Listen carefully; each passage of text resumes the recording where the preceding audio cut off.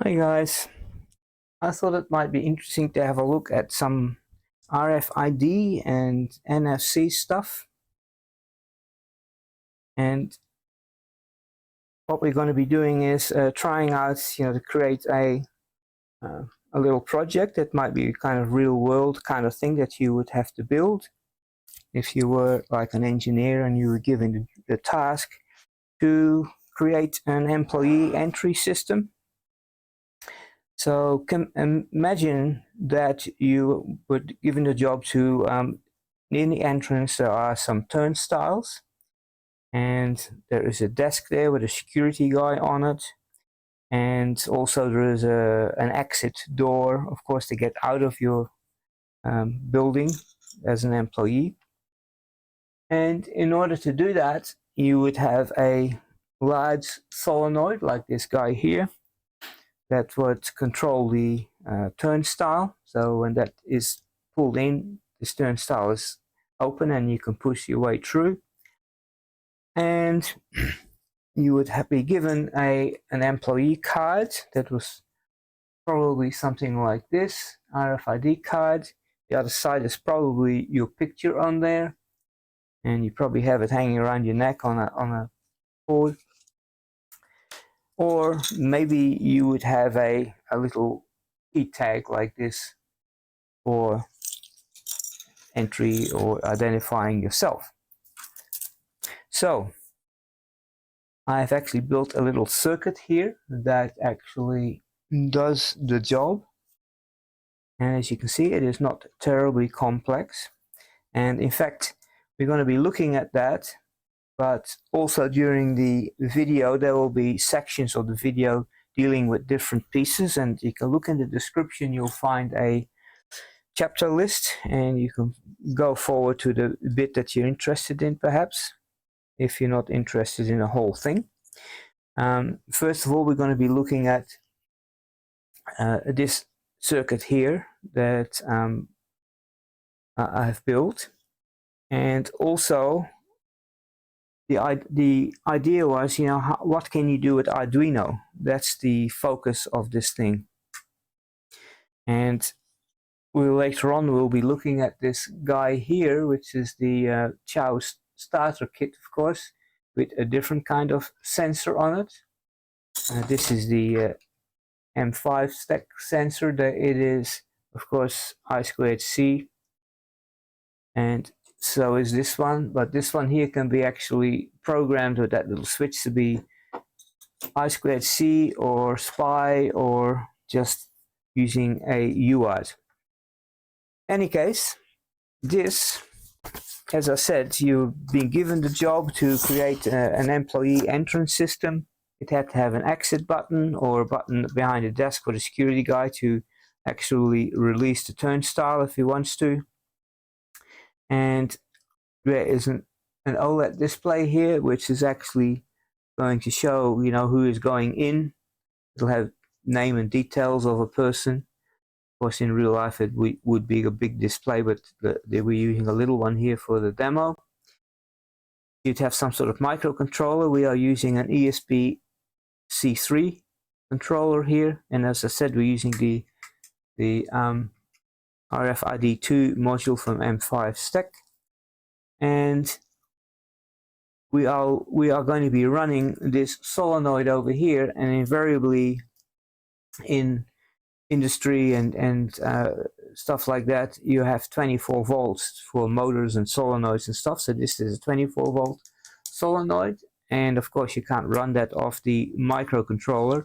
So you will have to first of all convert the 3.3 volts to 5 volts. We're doing it with a MOSFET over here, and it is going to be driving this relay board, which I actually built in a previous video, and Next PCB made up the little PCB for us, and it is completely isolated. There is an opto isolator there, which is what you need because the output of this relay might be running at 240 volts, maybe even more in industry. You could have 440 volts, who knows.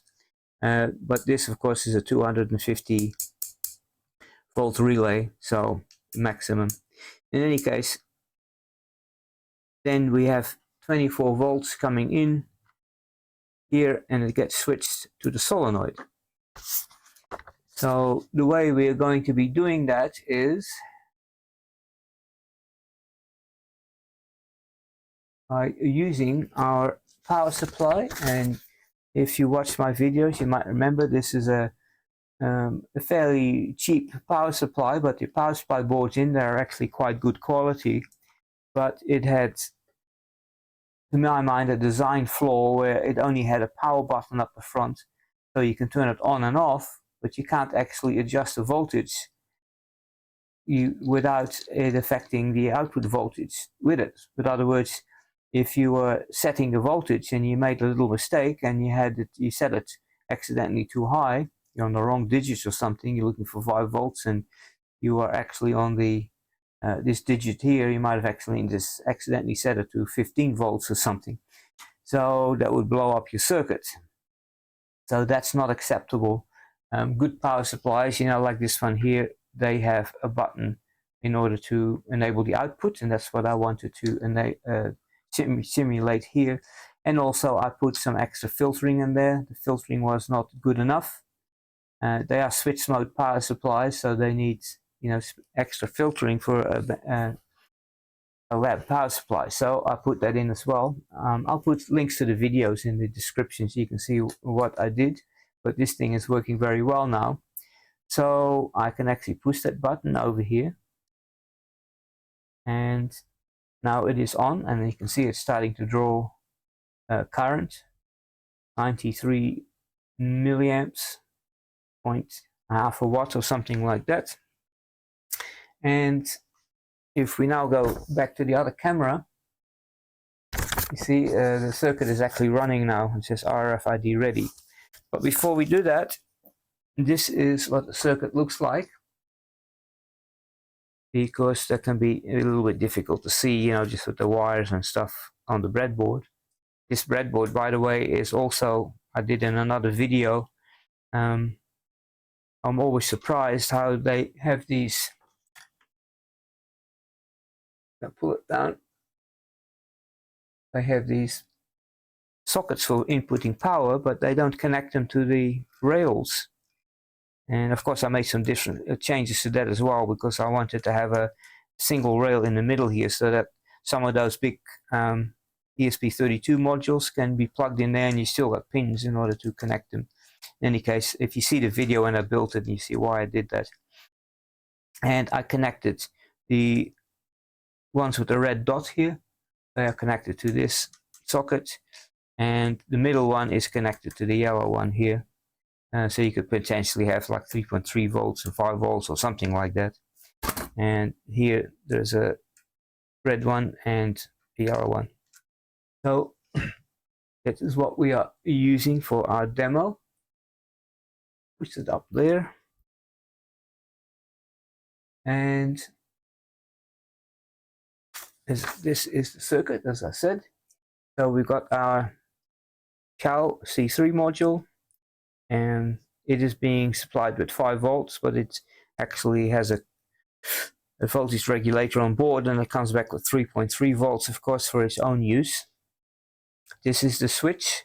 That will be the exit switch. This is, we're using I2C for both the OLED display and the RFID2 module. And I had to put them on different pins. Normally that shouldn't be necessary, but we'll talk about that in the code. The library that we're using to read the RFID2 module is not good. It has problems, and it actually screws up the I2C on pins 4 and 5 normally on these things, that either the OLED module wouldn't work or the RFID wouldn't work. So I had to put them on separate pins, and of course you can do that on an ESP32. You can select any pins for I2C, and that is what I had to do. Now we're using D10 as an output. When we detect that we have when the switch is pushed, or we detect that there's a valid ID here, and it comes back with 3.3 volts, which is not enough to reliably trigger the relay. It wants 5 volts. So we're using a 2N7000 MOSFET in order to convert the level from 3.3 volts to 5 volts. And MOSFETs being what they are like, the gate is actually like a capacitor. So you need to give it something to drain the voltage back down when the signal is off. So that's what this 100K resistor is doing here. And this is the relay module. I didn't put the complete details in there, just because a coil in there connected internally, in this thing, but that is not of any importance to the circuit here, so I didn't put that on. But the output of the relay over here is connected to 24 volts, and of course it's like a switch, and when the relay is on, closes the switch and presents the 24 volts to the relay, the solenoid rather, and operates it. And that is it. It's a relatively simple circuit, and we should be able to try it out. Now, if somebody walks in with a invalid tag or something like that, it will not let you in. It says invalid card ID. Similarly, if this is an unprogrammed card, same deal. But if the employee comes in with its proper card, I'm going to hold this thing because it snaps back quite viciously. That works. And if somebody comes in with the right key tag, and notes I put, normally there would be a database connected to this system that they can send a code to in saying, oh, is this person an active current employee? And then in the database, and the database comes back which says, yep, and his name is, I put Alibaba for this one. But the other one here with the tag, his name is Frankfurter. So these two guys are valid, and any of these other ones here are invalid.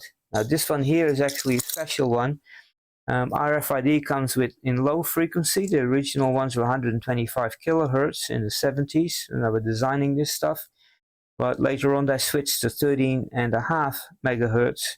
And this one, for instance, won't work. It doesn't even trigger a bad card ID because it's the wrong frequency. So now let's have a look at the code. Let me switch the power supply off. There we go. Okay, so we will start off in PlatformIO. Later on we will do similar stuff in the Arduino IDE, just for good measure, because some of you guys might be into Arduino IDE and not into PlatformIO, even though I would recommend that you might want to switch. In any case, we are using ESP32C3, and it's a chow, and that is what we have. And I have copied these two files here. I2CCPP and the header file from the library that actually is on GitHub, and as I said, the description will have locations for these things. And I decided not to actually use it as a library as such, because I seem to remember maybe I made a small change to it or something. I'm not sure, but in any case, this code will be available to you on my website. There will be a link in the description, and you'll be able to download it, and you'll have those files as well, so you don't have to look for them on GitHub. But this code here, the chip in the RFID 2 module is actually an MFRC 522, and that is why we have a library here for the MFRC 522.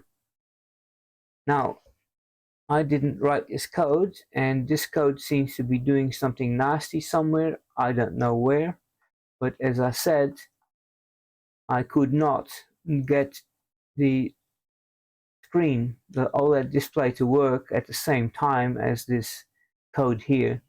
Of course, if I was doing this as a proper engineering exercise, if I was an employee, if I'm creating this, I wouldn't even use this library. I would write my own code in order to do this as well. But for hobby use and everything, we use libraries. So there we go. And this is the actual code that we were using. So we have the U8x8 lib, which is like a proper library. You go to the library manager and you will find it. And this here, you see, it is actually in quotes and not in angle brackets. So that tells the system to look for it locally in its own folders and not in the library. Now, this is not very important right now, but if you were to copy, let's say, this U8x8 lib.h file, because you wanted to make changes to it and you left angle brackets there, it would find it in the actual library folders, and you'd be wondering why the changes you made are not actually working. So that's a thing to keep in mind. We're using I2C, so we got wire going over here. We have put the button on D1, solenoid on D10, and we tell it to keep the solenoid on for half a second, 500 milliseconds. Of course, you know that you can make it longer or shorter, whatever you want. And the actual RFID cards, they've got a UID, and they can be either 4 bytes, 8 bytes, and 10 bytes, I think, different versions of them. But the maximum length would be 10, so that's why I've got a little constant going over here. Here we are defining the OLED display, and remember I said I had to use different pins. I couldn't use SDA and SCL, which is actually D4 and D5, because this library here was screwing it up. I got error messages. I saw like I2C errors like 260 or something of that nature, and it was just, you know, being a nuisance. So I put them on D2 and D3. It gives you, if you use this particular library, there is one that gives you an option to set SCL to D2 and SDA to D3, and so on. In any case, we have a struct there for an entity, or I could have said a person or employee, whatever, but for this test I called it entity. They have a name and a UID, which is on the card, and if the card comes back with that UID, that's what I'm using to identify them. And this here actually comes from that MRC 522 header file there. So was no need to redefine that. It's actually an array of bytes, and you'll see that happening over here. This is actually the UID that we are expecting for Frankfurter and Alibaba. And of course I got those from scanning the cards and noted them down and put them in there. So validate checks to see whether the UID that was given to it, including the size, because as I said, the size could be 4. We are actually telling that for these cards that I've got, they're actually going to be 4.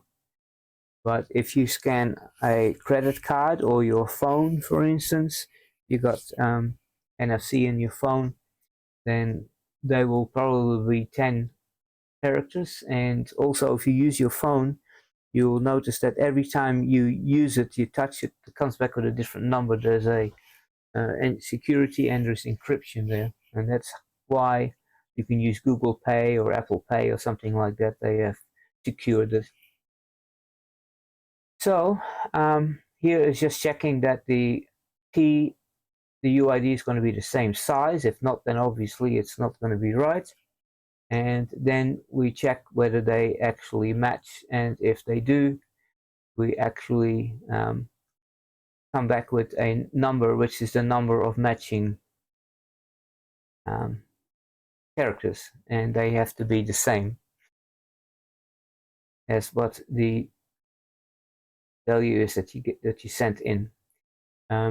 This I had to put in, as I said, there was a problem with that I2C. The OLED, even when I put it on different pins, it still would upset the OLED display. So every time I want to access it, I had to put in a little bit of code here to reinitialize it so that it would format it a bit better to make it work properly. So we set the interface, we begin, we set the font again, and we set the cursor to the top of the top left of the little display. Setup simply enables some serial so that we can actually output some information if we need to. I don't think we're actually using serial, so I could actually remove that line, but anyway, it doesn't matter. And so we set the button pin as input, solenoid pin as output, and we make sure that the solenoid pin is low. I think it's low by default, but you never know. We begin the wire for the I2C bus. We do that OLED reset here, which normally would have to be done at least once and it's done in setup here. We then put a message on there waiting for RFID module, and then we do a PCD init on the MFRC 522, and then we clear the OLED screen, and then we say print RFID ready, and you saw that when I turned the power on. That's the message that it had on there. So this is to energize the solenoid. It's a simple digital write high delay for the milliseconds that we wanted to, that we're actually passing that in as a parameter, and then we turn it off again. So then in this loop there, if the button is down, then we do an OLED reset and we print manual activation. Oh, I don't think I actually showed how that works, did I? We can put it back on again, and we can have a temporarily look at the thing here. The manual motivation, that works.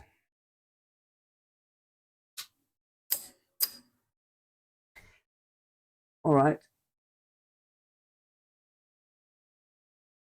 So that what you saw, manual activation, and energize solenoid with solenoid on time. Remember we said that was 500 milliseconds at the top here. So there we go. Otherwise, if the button isn't down, then is there a new card present?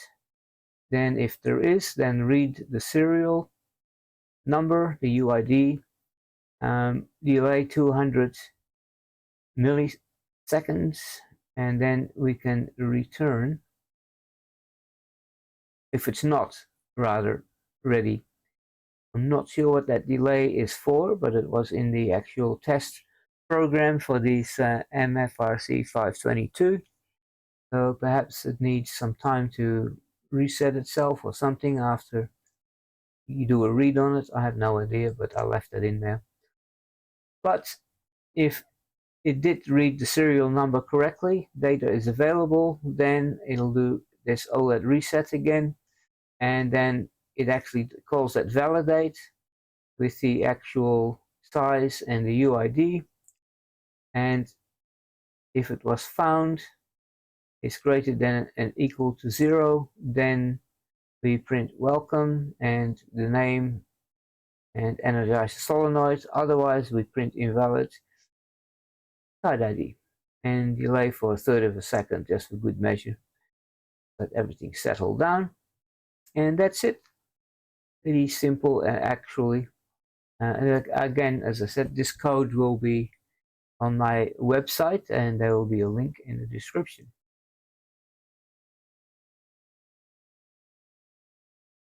Okay, so that brings us to the next item in the Arduino section of the video.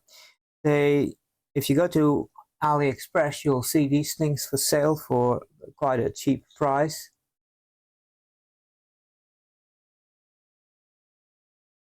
Here's one, for instance, for 99 cents, but that's only true if you're not logged in. If you're a new user, I think it was like $1.30 or something like that when I log in.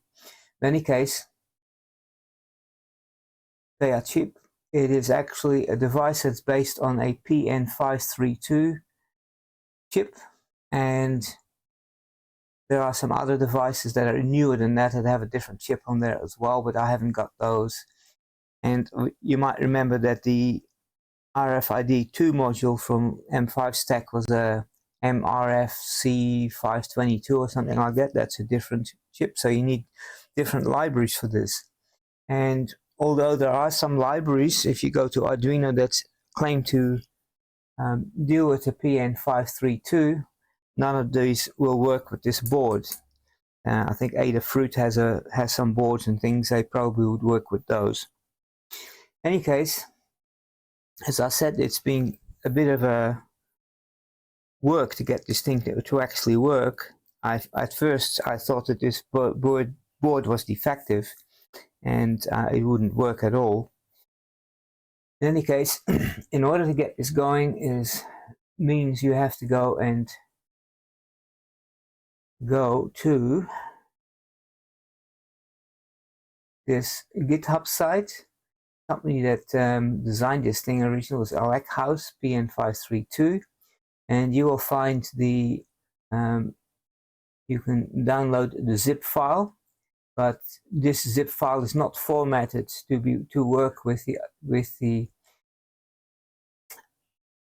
Arduino IDE, where you can actually install a zip libraries. So you have to go and actually let's have a look. Where is it?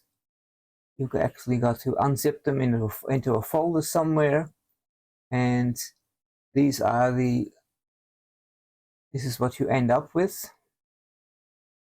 And then you have to go and physically copy those to, have a look, do I have that open somewhere?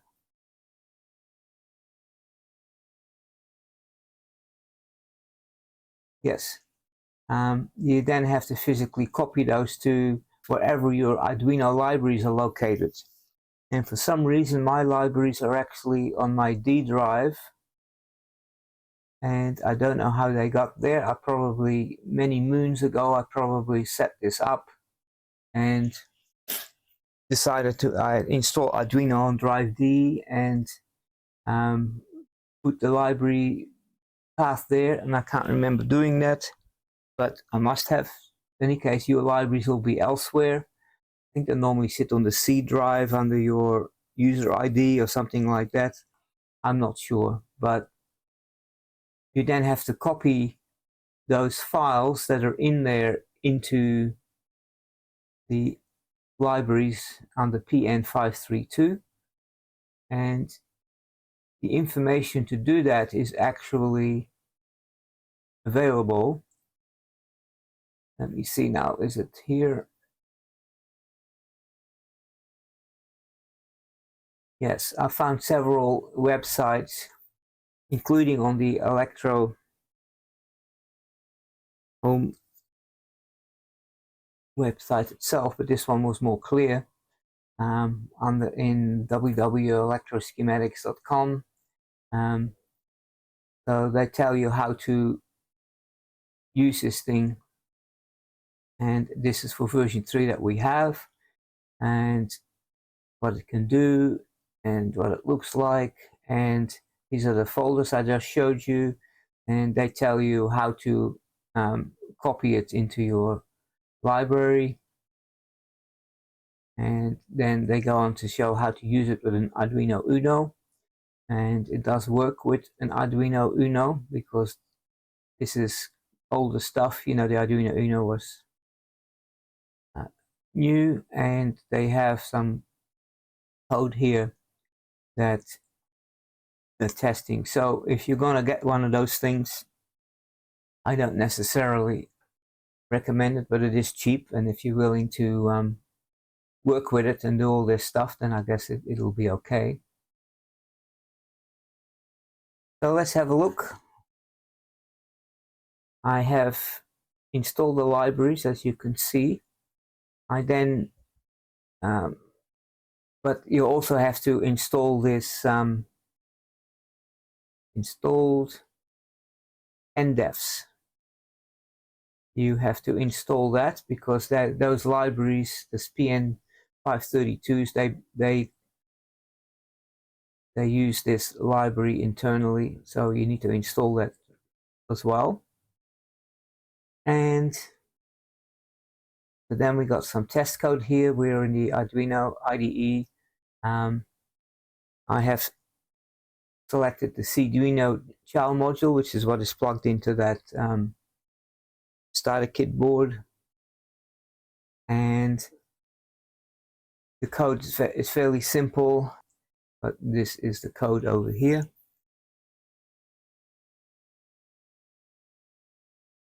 Okay, so let's look at the code. We need the wire library. The library we just copied to our libraries as PN32. Those files are in there. In fact, all 3 of them. And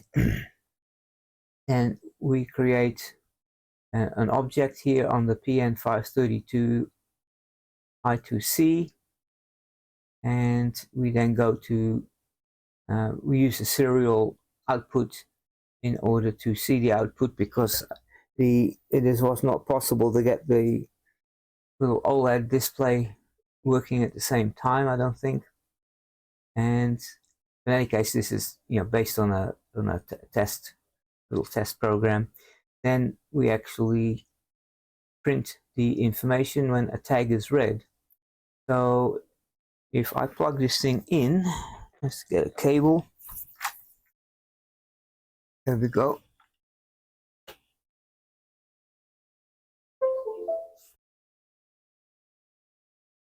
Okay, it's on COM12.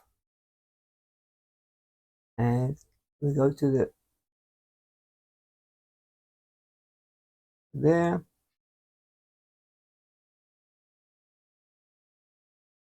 So there's the message that it is looking for. And now if I put,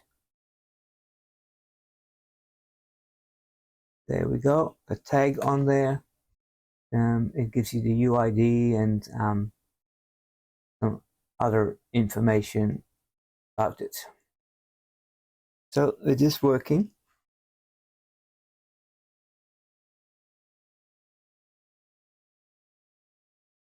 And that's as far as I'll go with this thing. I just wanted to show that it could be made to work, and in the Arduino IDE no less.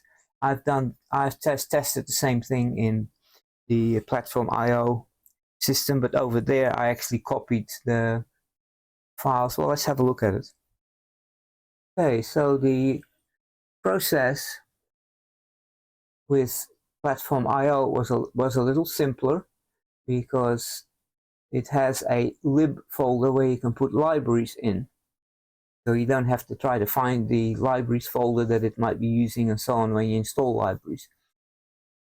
In any case, as you can see, same chip. It's the seed chow, and then over here the main file here is exactly the same as you saw before, and so but we had to find the NDEF code as well and put it in here because the NDEF library was not available in the library manager. And I found it also on a GitHub site, and I put it here. And these are the files that came from that Aleckhouse GitHub site. And of course, you know, there's README files there with information and so on. Now note that this board has a little switch on it, and you can use it as a high-speed UART and SPI as well. I haven't tried that. I suspect that using it as a SPI module would be a better option, because then like on that little display over here,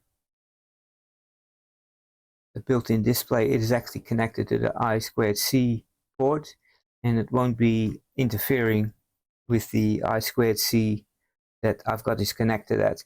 This thing has a socket at the bottom that I soldered on, and as you can see, it has MOSI and MISO and so on there, and there's a little switch here with a little table that allows you to switch it over, but I haven't actually tried it. I just wanted to see if it worked, and it's working on I2C right now and outputting its data on the serial monitor. That worked as well. It's the same code, but now you put the code in that lib folder here. So, oh, and the format for the record, this all came with when it was unzipped, but you have to put the actual code in the source folder.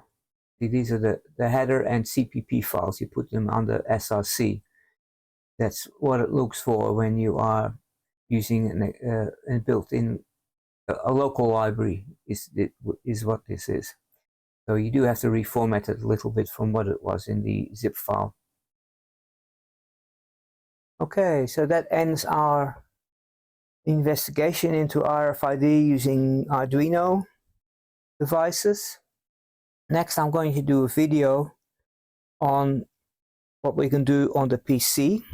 These guys over here are readers and writers. You can actually copy, you can take a card and read it in, you can edit it, or then copy it to one of those cards over here, which are actually writable RFID cards as well.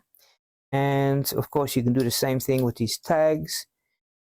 And there is a little sticker here that's actually got an RFID chip in it that you can actually stick on things to identify them. We'll be looking at that. And these guys here, all of these have PC software, so you can plug them into a USB port and you can actually control what you want these guys to do from the software, which can be handy. They can analyze cards that you might read and tell you what kind they are. You can look at the data on them and all that kind of stuff. This thing here is actually originally was an open source project somebody did. You can see the 125 kilohertz coil over here, which works as an antenna. And on the back, it's known as a Proxmark 3 Easy. On the back, underneath the sticker, there is an antenna for the 13.56 megahertz frequency, and they can handle both. These guys here have like software that comes with it, like a GUI. This one here actually natively has like a terminal, and you can type commands into it and it will come back with information on the cards, and you can read and write and do all sorts of stuff. but somebody did write sort of a simplified GUI for it that actually uses the terminal in the background. We'll be looking at all that stuff. And this thing is probably the most powerful as far as it goes to hacking these cards. And of course the software is open source, so you can modify that as well if you feel that way inclined. So that's what we'll be looking at next, and if you're interested in that, make sure to like and subscribe and hit the little bell button and all that kind of stuff so that you'll be notified when the video is ready. And at that, I will see you guys later. Bye bye.